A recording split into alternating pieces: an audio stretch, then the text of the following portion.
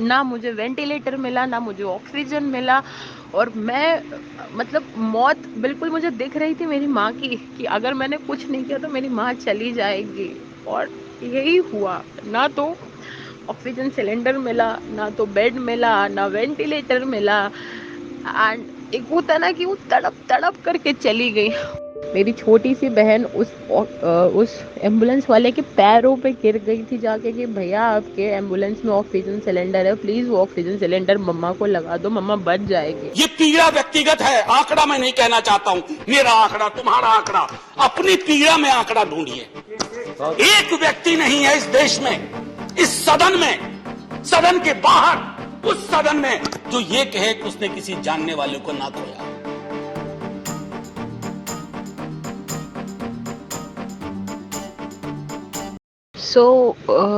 अगर मैंने अपनी माँ को बचाने के लिए क्या किया तो मैं थोड़ा सा बताना चाहूँगी कि हुआ क्या था।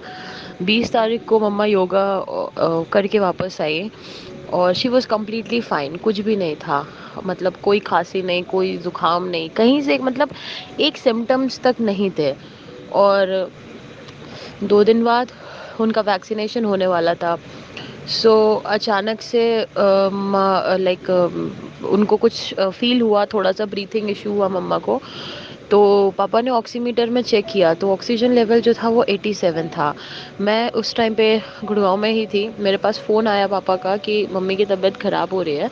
मैंने कहा कि पापा एक काम करो, आप तुरंत इमीडिएट डॉक्टर के पास ले करके जाओ। हम गोमती नगर में एक हॉस्पिटल है, वहाँ लेके गए। उन्होंने बोला कि इनका ऑक्सीजन लेवल काफ़ी कम है। पापा ने बोला कि आप इनको ऑक्सीजन सिलेंडर मतलब ऑक्सीजन चढ़ा दो अगर कम है तो। डॉक्टर ने साफ मना कर दिया, बोले कि हमारे पास अभी इस टाइम पे ऑक्सीजन नहीं है, आप किसी बड़े हॉस्पिटल लेकर के जाओ। इमीडिएट फिर हम 3-4 हॉस्पिटल्स में लेकर के गए, कहीं पे कोई बेड अवेलेबल नहीं था। मीनवाइल मैं खुद एक वॉलंटियर थी। मतलब जिस दिन मम्मा की डेथ हुई थी तो जॉब के साथ साथ मैंने लोगों को बेड्स दिलाए थे। और लखनऊ में आपका फॉर्च्यून हॉस्पिटल में मैंने 2 बेड्स दिलाए थे। जिस दिन मम्मा बीमार हुई थी उस दिन मैंने शेखर हॉस्पिटल में वेंटिलेटर दिलवाया था। बट जब मेरी बारी आई तो मुझे ना ऑक्सीजन मिला, ना बेड मिला, कुछ नहीं मिला। मीनवाइल मैं, मेरा भाई, कोई ऐसा हॉस्पिटल नहीं था कि जिसके हमने दरवाजे नहीं खटखटाए। कंपाउंडर से लेकर के जूनियर सीनियर डॉक्टर तक के मैंने पैर पकड़े कि मुझे एक बेड दे दो जिसमें ऑक्सीजन अवेलेबल हो और जिसमें मैं अपनी माँ को एडमिट कर सकूं, वो बच जाए। बिकॉज वो तड़प रही थी, वो बार बार एक ही चीज़ कह रही थी कि मुझे बचा लो, बचा लो, बचा लो। हमने पूरी कोशिश करी, हमें कोई हॉस्पिटल नहीं मिला। लोग इधर से उधर भेजते रहे, किसी ने बोला यहाँ जाओ, किसी ने बोला इधर जाओ, किसी ने बोला उधर जाओ। अगर अब मैं कहाँ कहाँ गई ऑक्सीजन सिलेंडर के लिए, शायद मैं अगर बताऊं तो गिनतियां कम पड़ जाएं। कोई ऐसा हॉस्पिटल नहीं था, कोई ऐसा रिफिलिंग सेंटर नहीं थे, कोई ऐसा बीजेपी का नेता नहीं था। शलभ मणि त्रिपाठी ने मेरी हेल्प करने की कोशिश करी बट वो भी हार गए, उनसे भी नहीं हो पाया।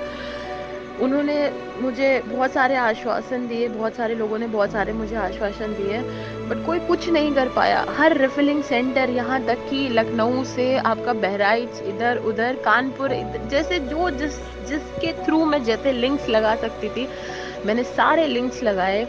और हर एक वो दरवाज़ा खटखटाया जहाँ पे मुझे उम्मीद थी कि मुझे ऑक्सीजन सिलेंडर मिल जाएगा। पर मुझे कहीं ऑक्सीजन सिलेंडर नहीं मिला। मुझे ऑक्सीजन सिलेंडर तो छोड़ो, मेरे जंबो की रिफिलिंग तक नहीं हुई कहीं पे भी, कहीं मेरी जंबो सिलेंडर की रिफिलिंग नहीं हुई। 88 से मम्मा 75 पर आ गई और अचानक से उनको वेंटिलेटर की ज़रूरत पड़ गई। ना मुझे वेंटिलेटर मिला, ना मुझे ऑक्सीजन मिला। और मैं मतलब मौत बिल्कुल मुझे दिख रही थी मेरी माँ की, कि अगर मैंने कुछ नहीं किया तो मेरी माँ चली जाएगी। और यही हुआ। ना तो ऑक्सीजन सिलेंडर मिला, ना तो बेड मिला, ना वेंटिलेटर मिला। एंड एक होता ना कि वो तड़प तड़प करके चली गई। वो आवाज़ आज भी ना मेरे कानों में गूंजती है, वो जिस तरह से तड़प रही थी। वो कहीं से किसी ने कोई हेल्प नहीं की, हमारी कोई भी मदद नहीं करी। मतलब वो हॉस्पिटल्स जहाँ पे भी लोग जाना पसंद नहीं करते थे, उन हॉस्पिटल तक वालों ने हमको अपने दरवाजे से भगा दिया, लिटरली भगा दिया कि हमारे पास कुछ नहीं है, आप जाओ यहाँ से। हजारों लोग मर रहे थे, सब मर रहा था, उसमें से एक मेरी माँ भी थी जिसको कहीं से कुछ नहीं मिला, एक मदद। और आई स्वेयर अगर मेरी मम्मा को थोड़े से घंटे और मिल जाते ना तो शायद हम उन्हें बचा लेते, बट इस ऑक्सीजन की वजह से मम्मा नहीं बच पाई।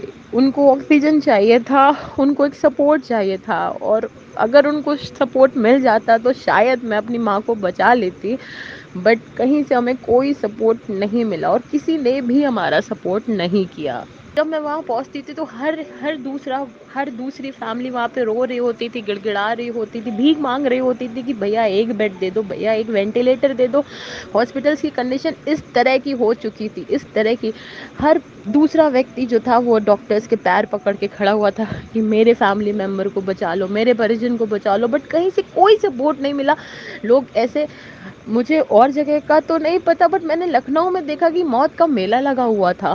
कैसे लोग ऐसे मर रहे थे जैसे कि कोई मेला लगा है, और हर दूसरा व्यक्ति मर रहा था, हर दूसरे व्यक्ति के घर से लोग मर रहे थे। उस टाइम पे छोटे छोटे से कैन चले थे, ऑक्सीजन कैन चले थे। वो कैन जैसे तैसे करके वो 300-400 का कैन 1200 रुपए में मिल रहा था, 2-2 हज़ार रुपए में इनफैक्ट कैन्स मिले हैं यहाँ पे लखनऊ में। लिटरली मैंने वो फैमिलीज तक देखी। I remember one family Lucknow की, जिनके हस्बैंड ने मुझे फ़ोन किया और मुझसे बोले कि मैम आपका नाम गरिमा है और क्या आप मुझे एक सिलेंडर दिला सकती हैं। रिफ़िलिंग करनी थी उनको, उनकी वाइफ़ की। उन्होंने बोला मेरी वाइफ़ के पास बस 1 घंटे है, और मेरे उनसे वर्ड से 1 घंटे आपको कैसे पता? उन्होंने बोला 1 घंटे बाद मैम ये ऑक्सीजन सिलेंडर ख़त्म हो जाएगा और 1 घंटे बाद मेरी बीवी मर जाएगी। ये उसके वर्ड्स थे। और सच में 1 घंटे 15 मिनट बाद मैंने उनको फ़ोन किया और उन्होंने बोला कि मैडम अब फ़ोन काट दीजिए, सिलेंडर ख़त्म हो चुका है और मेरी बीवी मर चुकी है। लखनऊ में जो मेला लगा था मौत का, एक झोंका आया, उस झोंके ने कितने परिवार ख़त्म कर दिए, कितने परिवार ख़त्म कर दिए। और ये सब सिर्फ एक चीज़ की वजह से हुआ, लापरवाही। ना ऑक्सीजन, ना वेंटिलेटर। एक फैमिली है, उनके हस्बैंड को 72 घंटे 72 आवर्स आर्टिफिशियल पंप दिया गया था। 72 घंटे वो शेखर हॉस्पिटल में एडमिट थे और उनको आर्टिफिशियल पंप दिया गया था।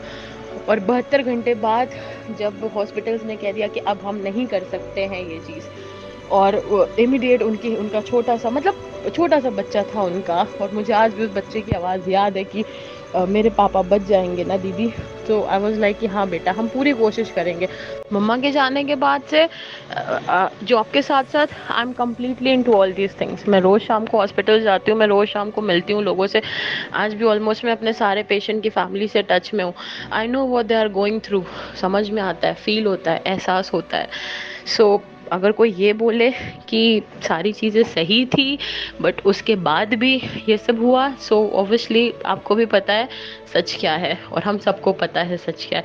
शायद आज 3 महीने हो चुके हैं, बट उस अपने घर के उस दर्द को मैं आपको एक्सप्लेन तो कर रही हूँ, बट मुझे वो मंज़र दिख रहा है, वो तड़प दिख रही है, वो आवाज़ दिख रही है मुझे।